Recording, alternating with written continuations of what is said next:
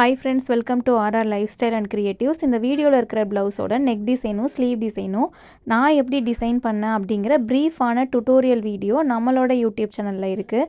So பார்க்காதவங்க போயிட்டு check பண்ணி பாருங்கள். அது மட்டும் இல்லாமல் இந்த ப்ளவுஸை நம்ம யாருக்கு பண்ணமோ அவங்க இந்த ப்ளவுஸ் எப்படி இருக்குது அப்படிங்கிறதுக்காண்டி வீடியோவும் நமக்கு சென்ட் பண்ணியிருக்காங்க. அந்த வீடியோ இந்த வீடியோவில் எண்டில் நான் அட்டாச் பண்ணியிருக்கேன்.